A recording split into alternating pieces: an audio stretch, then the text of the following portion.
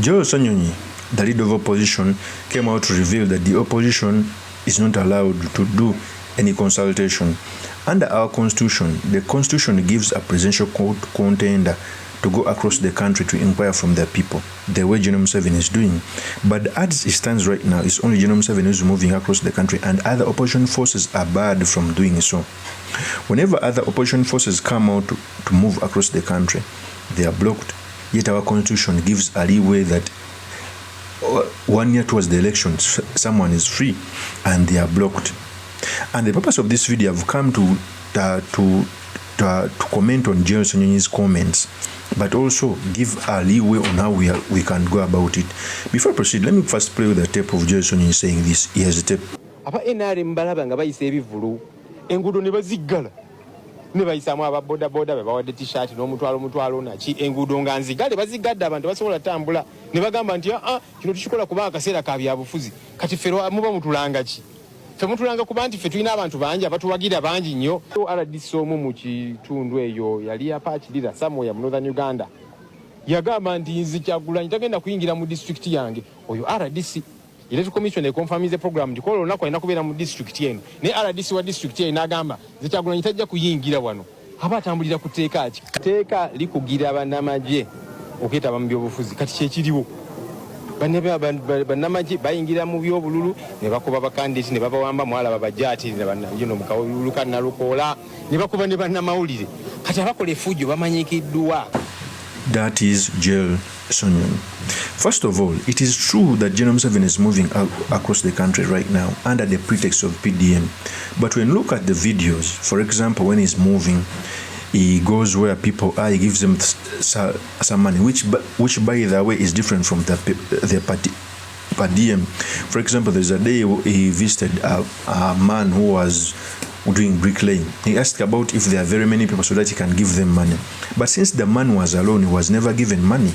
Because Gen. MUSEVENI, since he's campaigning, he wants groups so that he can fund them in, so that they can give them the vote. In fact, here's a tape. Okumala omwezi mulamba n'okusukkawo tuteekateeka olukuŋŋaana lwaffe nga lwa lunaku lwa nkya nga 13 omwezi guno. So mu mbeera eyo olwaleero tuzze okulanga tuteekawo tenti tuteekawo ebintu ebiteekateeka ng'omukolo gwaffe twagubala era nga tukolaganye wamu ne Lubaga hospital okulanga tugenda okujjanjaba abantu wano. Poliisi ezze wano n'abeebyokwerinda ab'enjawulo ne batandika okulaba nga bakwata abantu baffe nga babawamba abadde bateekayo tenti era muganda wange Seviri bamututte n'abalala bangi nnyo. Abaana tutamanyi na muwendo poliisi ebakutte ne batwate tumanyi nsonga lwaki ate nga twabayitamu bulungi nnyo ne tubategeeza ku nteekateeka egenda okubeera wano era nga bagimanyiiko.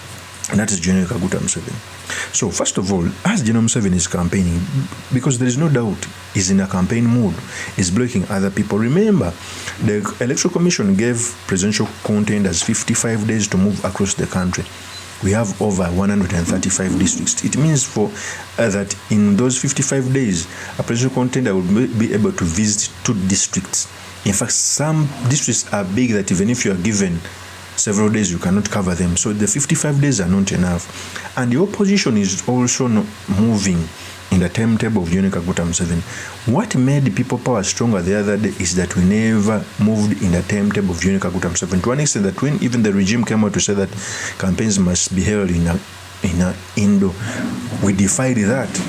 So what the opposition should do is not speak. The opposition should start building momentum. I know whenever they go out in the field, they are blocked, but at least let the world see that they are blocked, not just sitting down.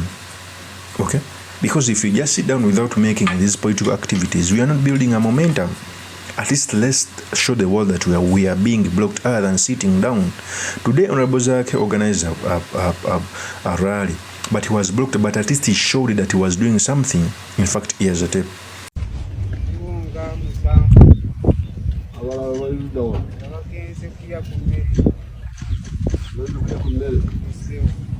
Business yani ya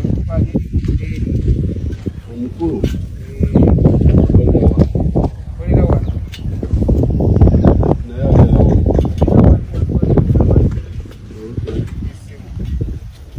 kati business etambula etya bani abagamba tofali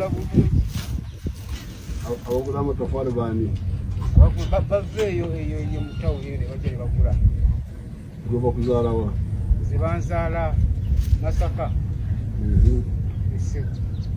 kati ono mugaga abasasula yatusasula omwezi atusasula olunaku meka tuwayo emitwalo ebiri temuli bibiri ennaku z'omwezi 10 zemitwalo 2 omwezi gyemitwalo 6 basi tambulirawo kale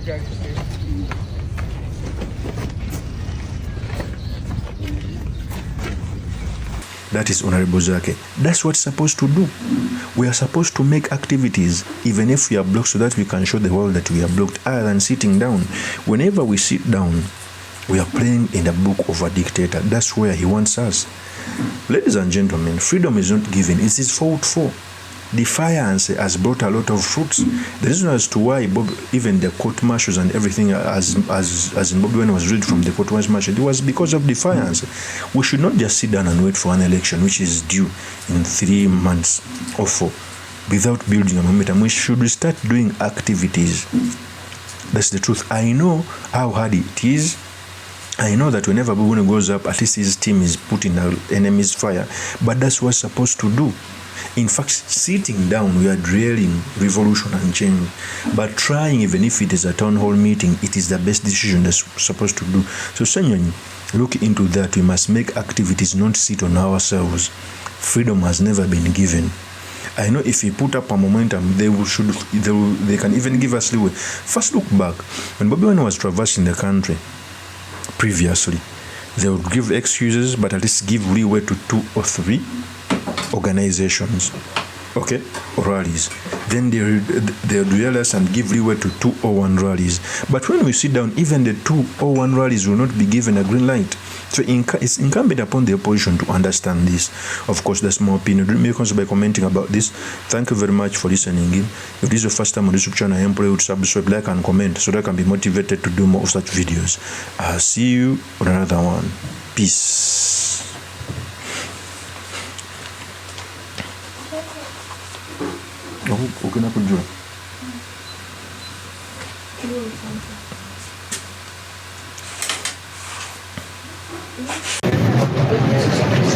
Yes, Kawye Sulaiman Mawagali.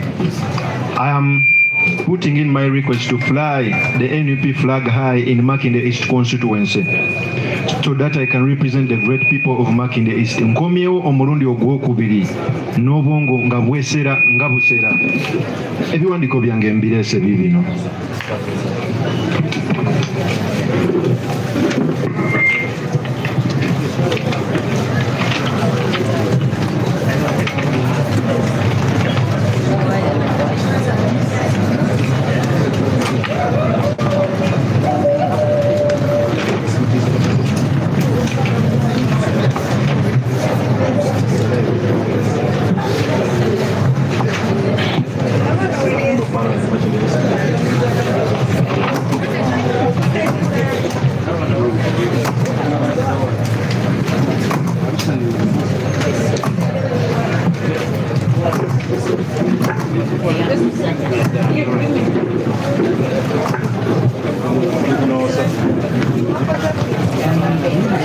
Sigadde nze Mr. Makindi Kawye Sulaiman Mawagali kantwene guno omukisa okubategeeza mbu ngenda kwesimba okuwa MP Makindi East 2026 nesimbawo luli era nkomawo bataata bamaama basenga bajjajja okubasaba akalulu.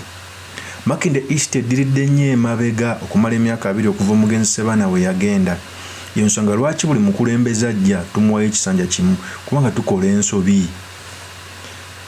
Abakulembeze Makindi East okumala emyaka 15 buli we baranking abakulembeze abakozi b'omu parliament abatakyasinze kwogera babeeramu 2 abasemba. Ebyo bintu birina okwogerwa. Twetaaga omukulembeze ng'alina obwongo nga bwesera nga busera. Twetaaga omukulembeze nga fighter, si bano bajooka. Bw'oba ng'ogenda saabalira ku mazzi ne baleeta eryato ly'ebbumba ne baleeta ne speed boat, tosobola kukwata lyato lya bbumba ogenda osaabale kubanga lijja kunywa amazzi obbire bassebo ne bannyabo. oba olina kulondawo speed boat efubutuka kaweewo ekusomese mangu. Nze Kabuye Sulaiman Mawaggali, nze speed boat. Bannaye munonde muninye nsooke mbasaabaze ku speed ey'ekizungirizi. Eddoboozi lyaffe libadde teriwulirwa. Kyekiseera mu 2026 mulonde nze kamwa kwogera Kabuye Sulaiman Mawaggali ayina eddoboozi eryamwanguka ajoyimirira ku Parliament ayanje ensonga mu beesimbyewo bonna bassebo ne bannyabo teryansinga kwanja nsonga. Abaneesimbyeko bonna banneegomba olw'engeri gye njogeramu, olw'engeri gye nnambika ensonga. Gw'oba okiwakana eno YouTube yange sooka ogiraba ogifollowing ogisharing walayo ne vidiyo eziriko engeri gye nnambika ensonga. Kuba mwaka faananyi nga ndi ku floor ya Parliament nga ngamba Mr. Speaker sa wa Madam Speaker sa waliwo asobola okugaana okuwulira. So mu 2026 tetukola era ne mulonda omulala atali Kabuye Sulaiman Mawaggali. Musibe bulungi, mweraba.